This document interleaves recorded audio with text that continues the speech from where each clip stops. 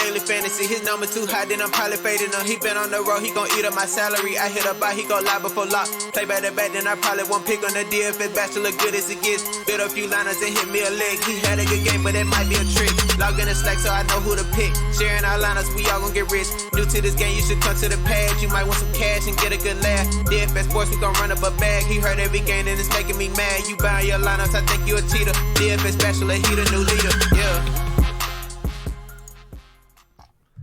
What's up, everyone? Welcome back to the Bachelor Pad. I, of course, am the DFS Bachelor, and we are joined by our League of Legends super analyst, Supermind, knows the game better than anyone I've heard talk about the game.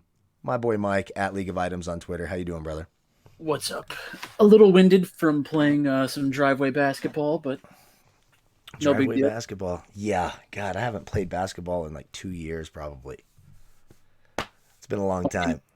It's been a long time. First things first, we're going to go over the 2-game EU Masters knockout stage games. Those are on Tuesday, February 5th, or February, Jesus Christ, May 5th.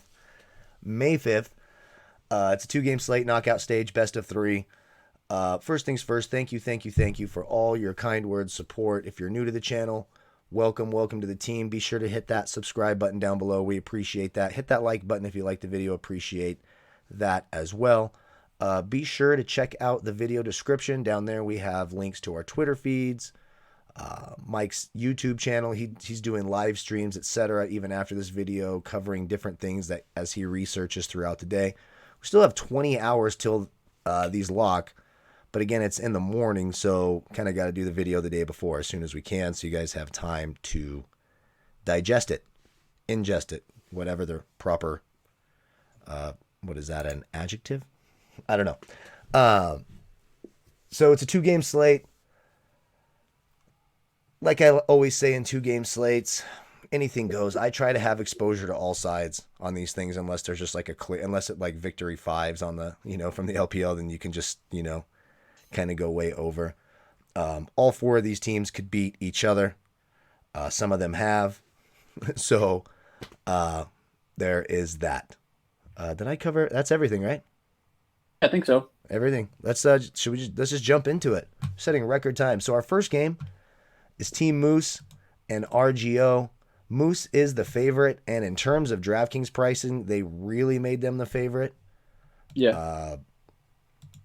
RGO for me is the underdog. They're on the red side to start. These are best of 3s now, not best of 1s, so thank God for that. RGO for me is the underdog with the highest scoring upside. I still think BTXL can win. We're going to talk about that because we disagree a little bit on that, and I'm a little biased because I hate LDLC. They just burn me. Like, they would just go back and forth. I'd pick them to lose, they'd win. I'd pick them to win, they lose. It's you son of a bitch in those little like 3-game, single game. LDLC, man. So they just piss me off. But Rogue, when they win, they're an 80 carry Woolite. They can put up big numbers. They're an aggressive team. So in terms of upside for underdogs, I like RGO. Moose, of course, can win. They're 5-1. They're a very good team. Not overly exciting for me, but I don't know. What's your perspective? So I was looking at one of the previous graphs from sports projections, and there are a few things to keep in mind when we're looking at like the DraftKings scoring from these teams. Is that it's such a small sample size. Like we've had between 6 to 7 games depending on the team. Like obviously, a lot of that is going to remain the same because it could just have something to do with their read on the meta and like how they're playing the game. But one thing that I found was interesting was in that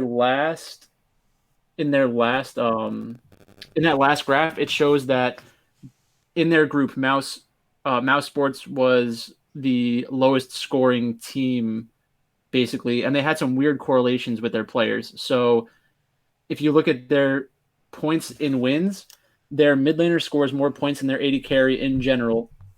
And then there's a huge gap between the top jungle and all those other positions. So typically you'll see 80 carry, mid, and jungle relatively close. But for one reason or another, they're just like wildly different in this one. And then when they lose their matches, it shows, or I guess they only had one loss, but in their Yeah. loss, the opposing AD carry had more points than the opposing mid laner, and that could just speak to like who the better player is. So leader, I know that a lot of people have been talking him up on Twitter as being one of the better mid laners in the tournament, and I think it's also important to realize like when you are in the easiest group probably, and you go 5-1, you're going to look good. Right. So I'm not really convinced by what I've seen so far. He is consistent, I guess, but like against some of these teams, I don't think it really matters. Like the best thing about him, I guess, is that in their like extremely long game against Fnatic, he scored 31 points, which is nice. Yeah. But that has a lot to do with the opponent as well. So before we started talking about this, match, I kind of mentioned that I like RGO Rogue as well for that reason, where we have a small sample size and people are going to look at the 5-1, like, oh, one team won their group and the other team came in second. Like the group with BTXL, LDLC, RGO, LDLC, Giants, and Diffuse Kids. Even though they had Diffuse Kids, I still think it was probably the best group in terms of competitiveness from that first round. So I think that those games are like a better indicator. Yeah, because it's like the skill between opponents is going to be closer than some of the other groups. Like, I think Mouse Sports just had the easiest group by far. Right. I like RGO a lot. It's even though, I mean, we're going to get to the BTXL thing. BTXL, man, once we just get to that, 4 games in a row to get themselves in this position. Started 0-3 and nutted up and won 4 in a row, including a tiebreaker game. Come on. Yeah, I mean, I think the drafts really went their way. Yeah. So I think that the other teams were just not drafting well against them. So before we go to the second game altogether, let's just pull off the first game. So I was looking at the pick bans for each team, and the one thing I noted about Mouse Sports is that they're very aggressive in the pick ban phase. Like, they'll target ban the other team, which means like you'll pick one of the enemy players and kind of like try to limit his champion pool or get him onto a specific champion. And so far they've been trying to force the enemy team onto like Ornn. And in this tournament, they've only played against Ornn and Renekton. So that's not a huge deal in terms of like impacting every other lane. But I think one of the contested picks is going to be Aatrox, because both top laners play a lot of Aatrox. So I could see the blue side advantage a little bit with Aatrox, because it's going to be like you either first pick Aatrox or you first pick Graves. Like, right. Graves is probably the most important champion in the meta right now. Graves because has been the most popular for sure. Like, he gets picked or banned. Like, I think almost every single game. Yeah, it has been something. Whatever, like what you're talking about. I was listening to something about it. I'm sure you'll get more into it. But yeah, it's been the one. Everyone wants Graves. For the past couple of, I guess, months at this point, we've been talking about the shift in the meta and how carry junglers are like becoming more and more important, like having a carry jungler on your team. Right. And it's because a champion like Graves, he can just take a ton of resources and level up faster than other junglers because he can just continuously farm. Yep. And that allows him to get like innate power. Because like every level, you basically get between 500 to 700 gold worth of stats on your champion, like compared to an item. Right. So it's like not a lot of people pay attention to that, but like if you look back at my old videos, I'm like obsessed with items. That's why it's called League of Items. I'm obsessed with items and gold values and like comparing gold values between champions and teams and stuff like that, because it kind of tells you how you should be playing the game. Yep. And that's the one thing I like about Graves as a champion, is that not only is he leveling up faster than everybody else, he also has the chance to carry the game. So if your team, one thing that I don't want to see in a game log is my team or the team that I want to bet on banning Graves when they're blue side. They should force the enemy team to ban Graves every single game, or you first pick it, because there's no way that this champion should be allowed it's so hard to play around. Right. And so Moose on the blue side has an opportunity just to take Graves and have that advantage. Do you think have they been doing but that? I don't. So if I'm looking at their blue side matches, they let it through twice in April, but this was like a little bit over a week ago, maybe closer to 2 weeks ago, and Graves wasn't as popular as it is now because like once it starts taking over solo queue, which is like the pickup basketball thing I was talking about, that's really when you that's when you see it bleed into professional play, and they actually did ban it one game against Energy Pot Wizard, so I don't like seeing that, and they also banned it against Isuba. So if I'm them, like in their last match against Isuba, they probably had that already locked up. I think that they should have banned or tried to play it. So maybe they don't play that style, which is kind of concerning. Like if you look at his champion pool, it's Trundle, Gragas, Jarvan, Pantheon, and he basically plays one of those every single game. He has a few Maokai games, which is pretty interesting. Like that's not a very popular pick just because it can't carry. The Jarvan's interesting because Jarvan sort of gets underrated now because it's like a classic type lineup construction. Yeah, but when teams play Jarvan, yeah, me too. I like it when they play Jarvan, and I can't believe I'm even saying that. The fact that I even know that is, if you'd have told me a month ago, I'd know what the fuck Jarvan is.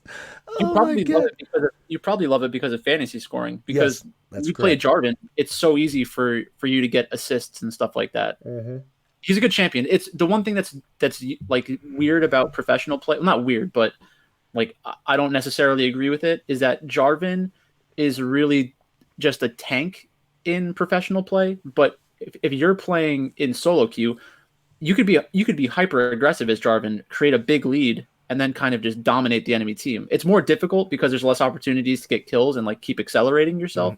But I'm just surprised we don't see it more often. Where like if you have an enchanter support and a tank top lane, I think you should pick something like Jarvan with the intention of actually carrying. So it's just a weird spot. But then in terms of Rogue, looking to see if they play Graves or not, it looks like they banned it blue side against LDLC. And they probably first picked Senna, I guess, in that match. So I don't know about that. Like I said, I think that one thing that we've been talking about recently, or it was a trend on Twitter, I think last week when Osimo was talking about poker and its implications for DraftKings, and he was saying like the way that I build my lineups is I'm trying to have aces every contest, right? So if you can have aces every contest in League of Legends, like with Graves, then I feel like you should be doing that. And it's like teams are passing up on the opportunity of getting the best possible advantage champion just because they can't play it as well, which is bad. That's a bad thing. Yep, I agree. And just in terms from a DFS side and ownership wise, I do think Moose will be the most popular favorite on the slate. So that makes me gravitate to RGO because I think that'll obviously make RGO lower owned. And RGO, when they do win, they have a more aggressive style. They score a lot of fantasy points. I like RGO quite a bit. Yeah, I like it for the same reasons that you've said. I think that I think this will probably be the higher scoring matchup out of the two. So that is always a good thing for DraftKings. And then in terms of their chances to win, like I don't want to make it sound like I think both of these teams are bad because they don't play Graves, but in the next few rounds, like if Mouse is a huge favorite against another team that plays carry junglers and they don't, like I'll probably want to be on the other team. Right. So that's something to keep in the back of your mind. Sure. If we're going lane by lane, I think like I already touched on in top lane, they both play a lot of the same champions. So there's not a huge edge either way. If Mouse feels like they could target ban Jigenda, I guess that's how you say his name, then maybe we get something more unique from Mouse Sports, like a Gangplank or something like that, where he just tries to scale. So you could like limit the enemy player's champion pool and then pick like a hard scaling champion. They might do something like that. It looks like he does play a lot of Gangplank. Mid lane, looks pretty basic. There's not a huge benefit to either side, but Mouse Sports, again, they're more aggressive in pick ban, so they'll pick something like a Kali, Diana, Echo, Cassidon. Um, Probably a pick ban advantage to Mouse Sports since neither of them play Graves. And then in terms of 80 carries and supports, we're probably not going to see a big difference in champion pool, but it does look like Mouse Sports is more inclined to play Enchanter supports. Gotcha. Perfect. Let's move on to game 2. LDLC and BTXL. I like BTXL a lot. In fact, I think it was the last EU Masters video we did. I said BTXL had a good reputation coming in. They started 0-3. They needed a miracle. Boom, they won 4 straight. LDLC is the favorite. I've already discussed my frustration with LDLC. Sure, I certainly do think they're capable of winning. And BTXL seems to be the team that gives up the most fantasy points and losses. And just overall, LDLC, not a very exciting team for me. In terms of favorites, I made my LDLC lineups and I'm not excited for them. That's how I feel about it. Even if they win, I just don't think they're going to score a ton of points. What'd you say about BTXL? They're the highest. They give up the most points. Of these two teams, in losses, okay, they give up more fantasy points and losses than LDLC does. Yeah, so that's not surprising to me because I think if you're a team that thinks that you're good, you should be willing to try to outplay your opponent when you're losing. So that's almost a good sign that they're giving up a lot of points, because it means that they're continuously fighting for the objectives when it's the right decision to fight for the objective. Right. Like some teams will just let the other team bleed them away because they don't want to look stupid. Mm-hmm. But if you're BTXL and you're continuously pushing, it's like in football. If you're down by 14 points, are you going to keep chucking it downfield, or are you going to just like run the ball into the offensive line? 14 points, yeah. 14 points. Some of the greatest comebacks ever have just been dinking and dunking down to those running backs. Think Peyton Manning against the Patriots in his first Super Bowl win when they were down, 21-3. Yeah. So but of course it's different. I'm just saying some of those. Yeah. Even the Frank Wright comeback back in Houston back in '92. I watched that game as a 10-year-old boy. Some dinking and dunking. Couple miracles too. That was after Buffalo returned the opening kickoff of the second half to make it 35-3. But that's a different sport, different thing.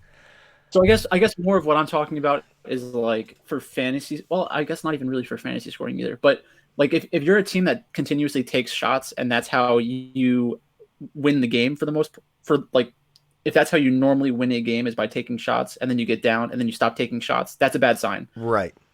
I like teams that are consistent, like they consistently play the same way. Yeah, that makes sense.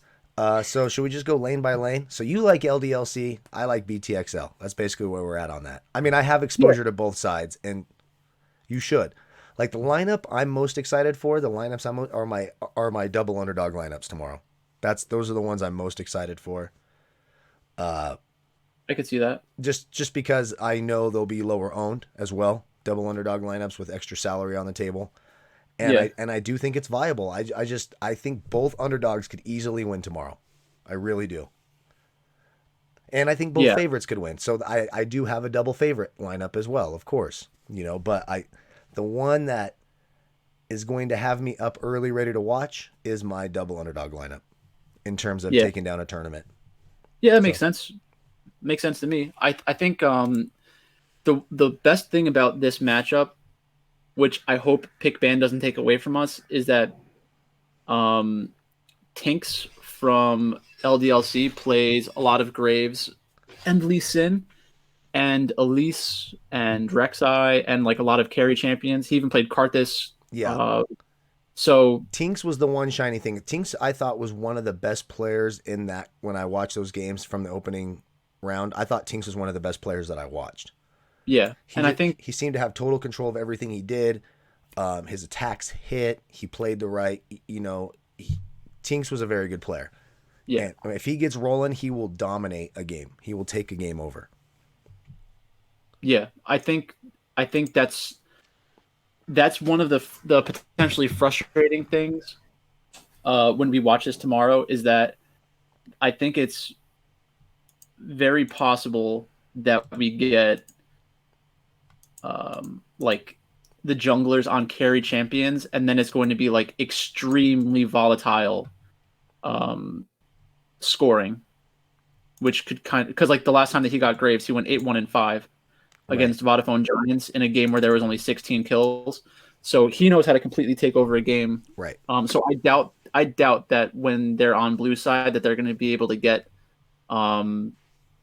Graves, and that might actually increase the chances of them getting like Aphelios or something like that, because typically you're going to get it banned out. But it looks like they don't really pick Aphelios that often, even when it's available.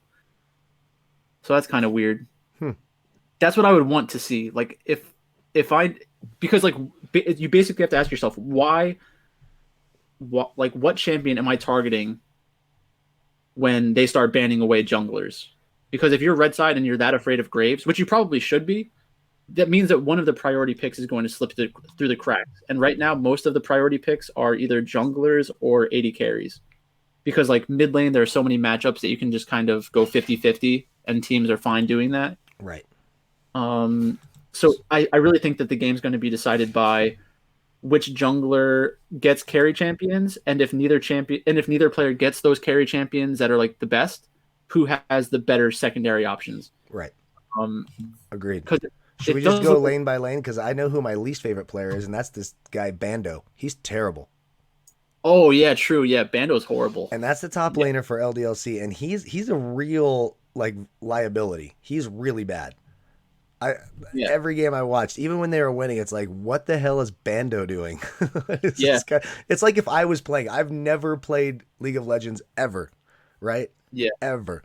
If I picked up a controller and was running around the map, I would be doing whatever the fuck it is Bando's doing. Yeah. I mean, I do think that he's had some really, really bad games in terms of like his role on the team isn't to be a team fighter for the most part. Like he had a horrible Gnar game, and then at least one of his Ornn games was really bad as well. Yeah. So even though his team is winning, he is not very highly correlated with the rest of his team. Yeah. Like we have. It's kind of that way for both top laners too. Like neither top laner has shown anything special. Yeah. So it's like, ugh. You know? Yeah. So Bando's best game was his last game, 2 games ago when they played against Giants, and then he got beat pretty hard by Uganda. Yeah. So I think the thing that happens with that is, and you can kind of say the same thing about Yellowstar, is that Yellowstar, his job isn't to get a lot of kills or a lot of assists. His job is to win the game. Mm-hmm. And Yellowstar will, like in chess, it's called like a gambit, when you kind of like make a sacrifice because you know that the upside is so much higher. Sure. And Yellowstar is a smart guy, and he always looks for those kinds of opportunities. So if he knows like, okay, if I trade my life for their mid laner or AD carry or something, like if I can cause a fight by giving up my life and it gives us a good opportunity to kill that player, then we should win the fight and get objectives afterwards. Right. So you'll see, like when he used to play even seasons ago, like when he came to North America, he would play something like Alistair, which is like a huge tank champion, and he would just die. Because like sometimes the best thing for him to do is just die. He's very similar to like Afromu in that sense. So that's the one thing that scares me with like stacking LDLC, is they're probably better as a secondary stack or a 4-3 where you incorporate the team, because top and support scare the shit out of me. Like he had one good match, right, where he scored 30 points, and then one where he scored 25 points. So this is what I would say. I think it depends on how you read the pick ban. So if you think that the carry junglers are going to be left up, then the volatility in top lane and support is going to be even more extreme than normal. Sure. If they both decide we're not going to let the junglers take over the game, then it'll be more of like a 5-on-5 team fight situation, in which case that improves Yellowstar more than Bando. Yeah. Like So I for think me, no matter what, even in my LDLC lineups, now I'm probably reverse jinxing the leaving shit out of yeah, this, but yeah, I am not going to fucking play Bando. I'm not doing it. No yeah, way in hell. In fact, if I can avoid both of these top laners, I'm going to. I don't like either one of them. yeah. I think that's probably the right thing to do. Yeah. Um, it looks like Sendo plays a lot of. He's been playing a lot of Ornn in this tournament, which is basically like uh, worst case scenario you go even, and best case scenario the other team kind of just dies Mm-hmm. a bunch of times by being stupid. Yeah. Because like if you're a carry top laner and you pick like a carry top laner into Ornn, then you could first of all just lose the 1v1, and then Ornn's going to be gigantic and kill everybody on, well, not kill everybody on your team, but be unkillable. So it depends on how you attack it. So like if the carry junglers are gone and they go 50-50 top lane with tanks, then we can see some very boring games, I think, Mm-hmm. in this matchup. I definitely prefer the first one. And Mm-hmm. even if we carry junglers, it kind of limits the upside of the entire team, because if you remember when we watched Rogue Warriors play against JDG, I think everybody was so excited because it's like, oh my god, two very high scoring teams. They both have carry junglers. Like it's going to be fireworks all over the place. There's going to be so many interactions across the map. Right. And the You're exact talking Harrow versus Kanavi, right? yeah, Harrow the versus exact Kanavi. the exact opposite happened. The Right. same thing that happens with Peanut sometimes is Right. like when he gets ahead, yeah, he can destroy the enemy, the entire enemy team and carry the game. But when he goes behind, there's not a lot that he can do to like reverse the situation. So it's Right. either continuously die, like what Karsa did on that one Elise game that still haunts my dreams, Mm-hmm. um, or you kind of just concede, and then go for a 50-50 at some point in the game. Right. Because that's really the best chance that some of these teams have once Right. they're in a losing matchup. Right. Right. Anything else before we get the hell out of here? I think that was pretty damn thorough. So if we're looking at the odds real quick, I do think that my favorite bet would be Rogue, Me too. because they're plus 163, and I think that they definitely have a lot of winning chances in this matchup, Mm-hmm. because it's going to be a pretty volatile matchup. I do Right. think that Mount Sports had the weakest group, and I think that is something like that's important to Sure. kind of take into consideration. Sure. It's like in the World Cup when they talk about the group of death, Mm-hmm. um, how like that would basically be the one with Giants, LDLC, and Rogue, because those are three pretty good teams. Yeah, and then they just had Um, diffused kids in there that they all picked on. yeah, exactly. Diffused kids actually did fight back a little bit sometimes. Like I feel like I can't remember the game it was, but they had a chance to win one of those games. I want to Yeah, say it was against LDLC. It probably was because they fucking suck. That's all I know. Fucking assholes. No, I'm kidding. I have a LDLC lineup. Just saying.